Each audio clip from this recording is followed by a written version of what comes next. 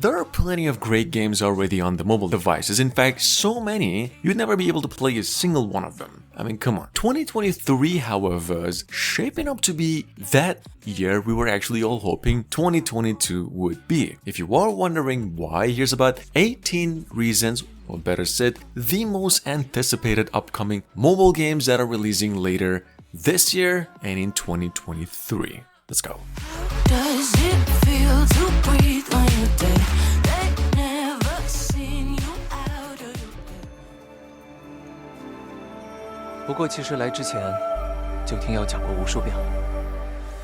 At number 1, we've got Tencent Games, the old developers of PUBG, in partnership with Timi Studio, and finally, their gameplay revealed for their open-world action RPG in the making since 2020, in case you have missed out on going by the name Honor of Kings World. Guys, Honor of Kings World is a spin-off of Tencent's MOBA game, Honor of Kings itself. However, this is now an open-world game and one that actually features a co-op element. Game's only rumored to be coming out sometime next year. 以绝望推进，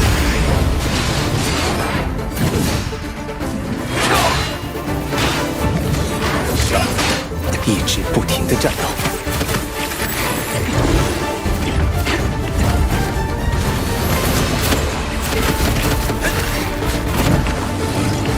直上青天，揽星辰。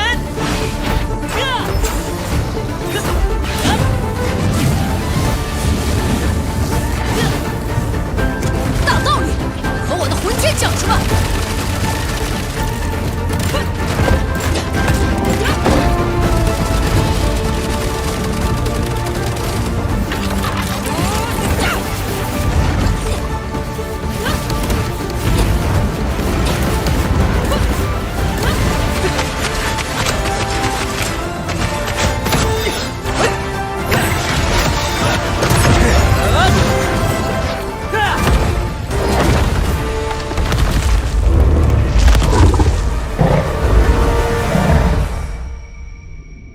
直到他对我说。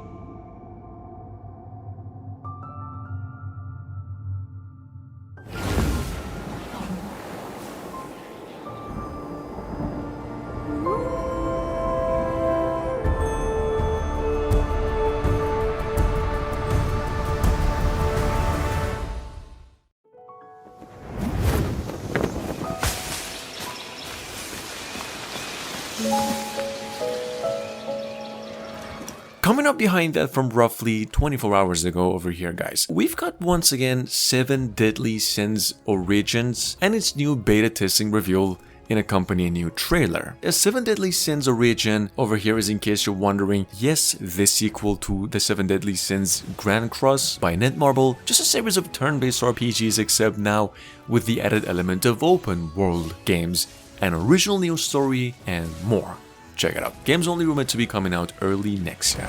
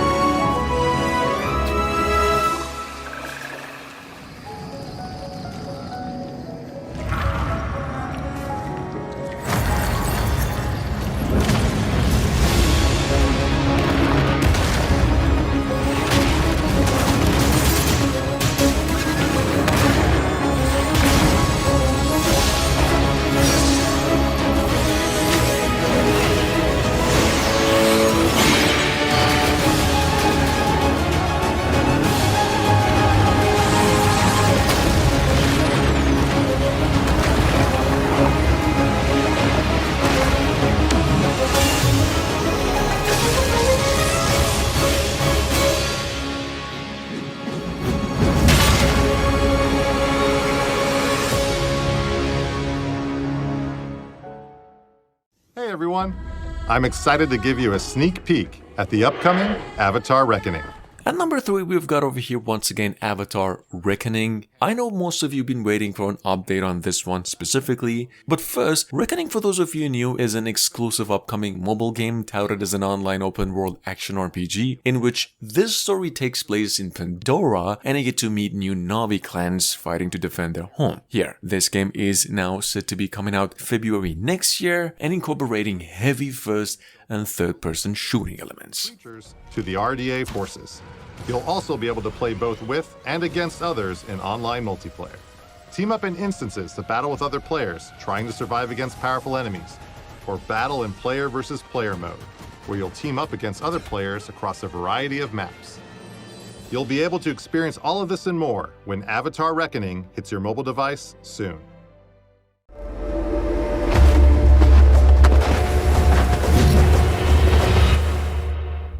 Moving on, we've got, from roughly a year ago, once again by Netmarble, a Souls-like MMORPG hack and slasher that the company has been cooking ever since, going by the name Raven a Rank. Here's a new trailer. Just bear in mind, this game is quite a bit inspired by the PlayStation exclusive Godfall. It is quite legitimate in graphics if it delivers, though. It's set to be coming out early next year with cross-platform support play as well. Check it out, make sure to stay tuned for a precise release date.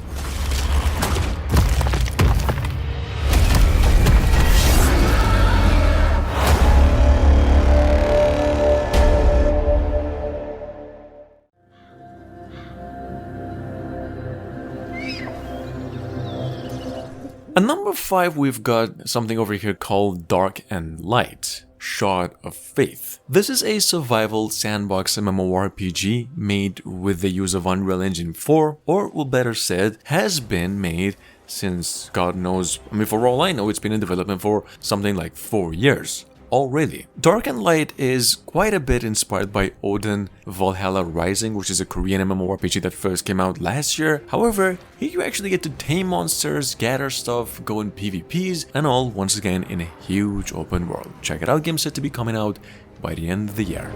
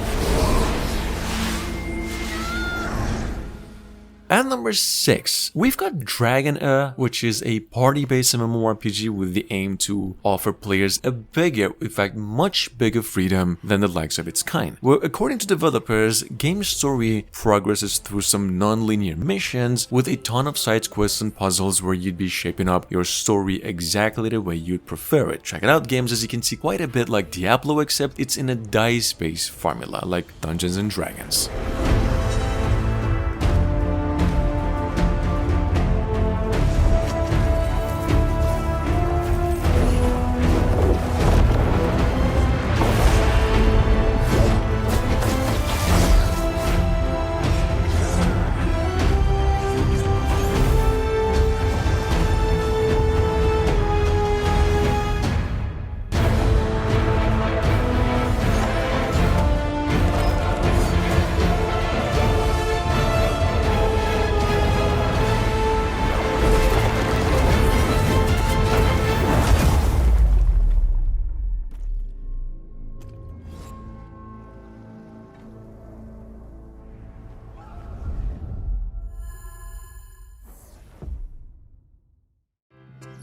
in this fertile and vast wonderland.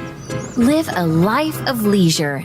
At number 7, we've got Heartopia. From roughly 2 months ago, this is a brand new life sim open world farming game, but not only that, the kind with the main focus on building a relationship with what you're just good at and enjoy most. Like, it could be fishing, playing an instrument, dancing, social gatherings, whatever which you get good at, you could flourish yourself with. Heartopia is a mobile exclusive, probably coming to Android devices only, and expected to come out either by the end of 2022 or up early next year.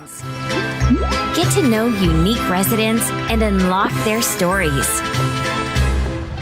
Create your very own fashion style. Massive new items are on display. Come and check out our selections.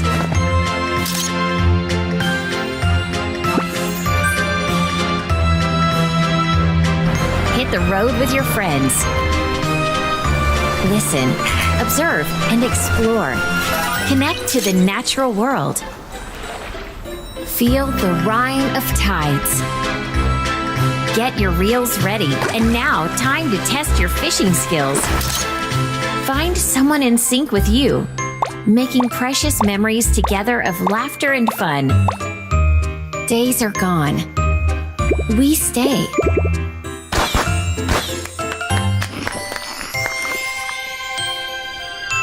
Find your inner self in the Heartopia. Moving on, we've got Broken Ranks. This is another recently released MMORPG that is currently available to play on Microsoft Windows only, coming to consoles at a later date and into mobile devices early next year. Broken Banks is a turn-based action RPG strategy, much like the 2021 release Riot Games' Ruined Kings, but here you actually get to go about roaming in a somehow open world aesthetic just like Diablo. Check it out, it's said to be a free-to-play game at its core and playable offline.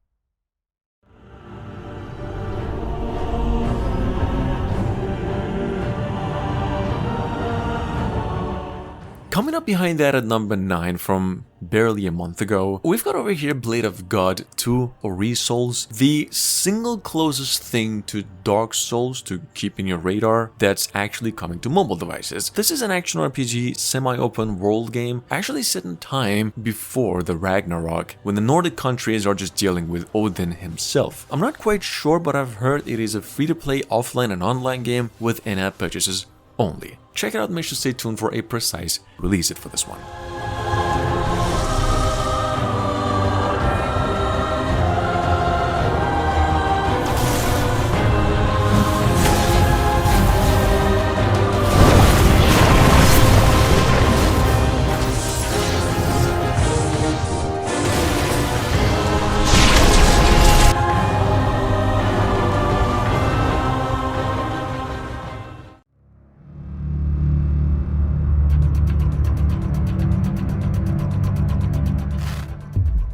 Moving on at number 10, just so we could go back to the good news as ASAP, Ares Rise of Guardians is unavailable at the moment, of course, but coming over to the Play Store for free, rumors has it, later in December this year. This is in case you missed it, perhaps one of the top 3 biggest Korean games announced this year, which is a science fiction MMORPG and multi-platform but then single player open world game, only rumored to be coming out worldwide by the end of 2022. Take a good look.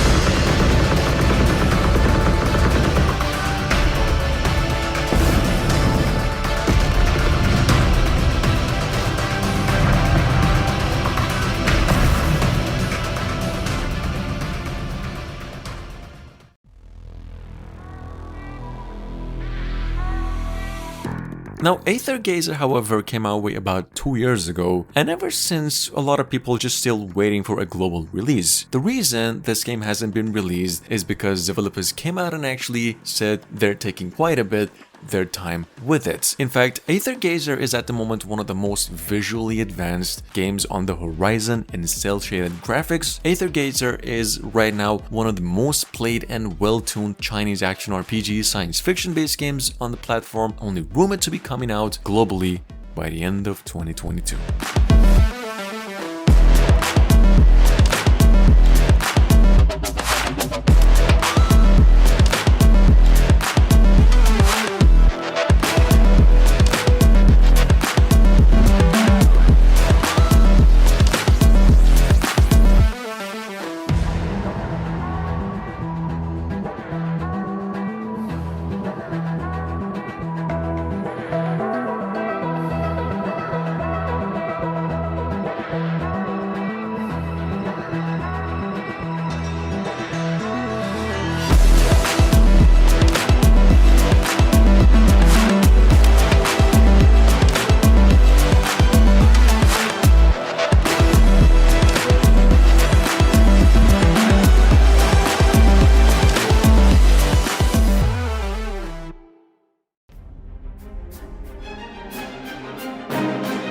Coming up behind that at 12, we've got over here once again Unsung Story. This is a tactical role-playing game that first came out in 2020, sitting on all platforms with pretty mixed reviews and probably not the best Final Fantasy Tactics clone you've come across. However, this game is now going through a second campaign, a Kickstarter campaign, and releasing for the mobile devices as well, and said to be coming out with a better quality and of course more content. Check it out, and if you're wondering, go ahead and make sure to visit the game's Kickstarter campaign down in the description.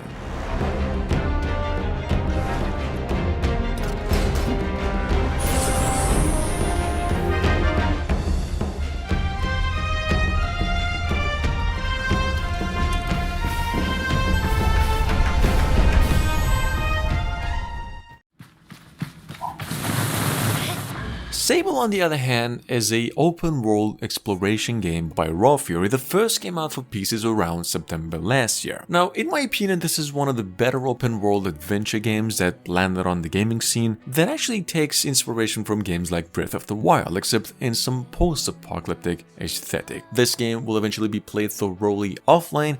It's not going to be free, but a paid game, due out for Android devices early next year.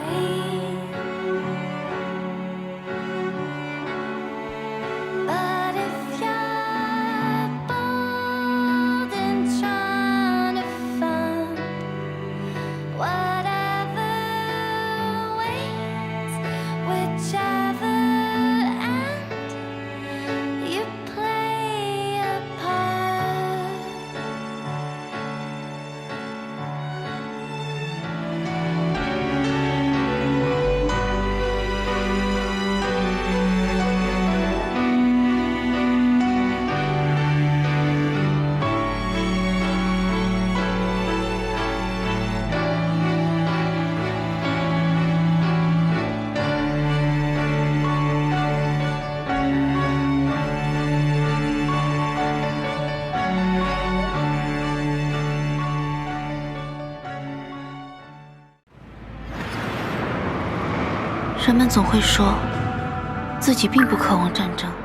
Coming up behind that, we've got The Rod. Guys, this is, I'm serious, one of the most innovative action RPGs that was aired last year into China though. Probably what you'd get if you were to mix Genshin Impact with a little bit of Harry Potter. The Rod over here is an upcoming gacha-style air combat waifu collecting fighting game, just about a bunch of young ladies trying to restore peace back to the earth after some pollution has hit it. Check it out. This game's been in development for 3 years, I've heard, and due out early to mid next year.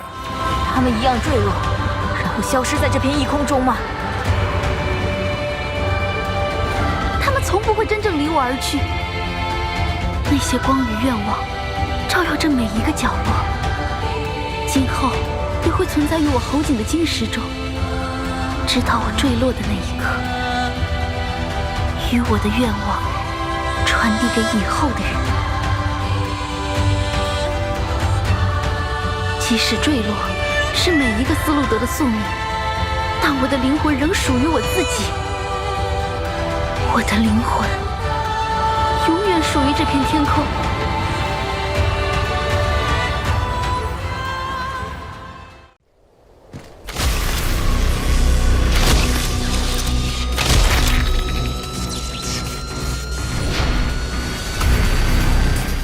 At number 15, once again, by Netmarble, we've got over here a AAA project in the making going by RF, or as it is titled, just RF Project. This is an MMORPG, supposedly open world action adventure, probably what you'd get once again by mixing a little bit of Star Ocean Divine Force that came out just a couple of months ago, and just throw in a good dose of Gundam make fighting stuff. Here's a trailer. We're not sure about the exact release date yet, but it is said to be a PC mobile cross-platform MMORPG and due out by the end of 2023.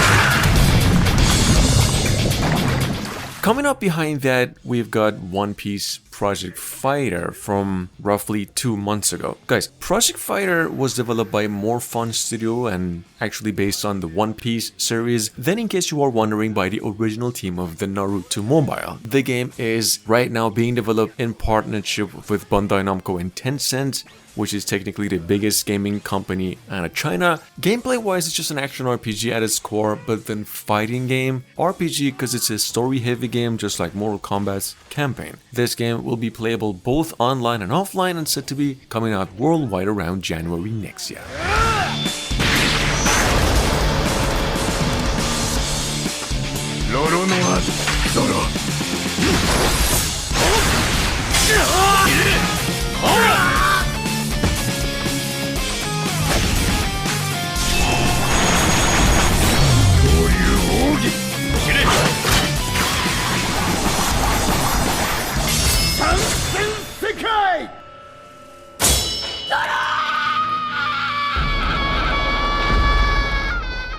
Wish I could explain. I'm so sorry. Life is Strange 2, on the other hand, is an episodic graphical adventure game developed by Don't Nod Entertainment that came out in about 5 different episodes released once at a time. For those of you wondering, this is just a hit game, Life is Strange continuation, not only technically, but also story-wise. It takes place right after the events of the first game. Life is Strange 2 is set to be released for Android and iOS devices, the iOS version probably first, and due out by the end of 2023. We have a home in Porto Lobos. We'll be fine. What if this is a bad idea, Sean? I wish things were different. But we can't.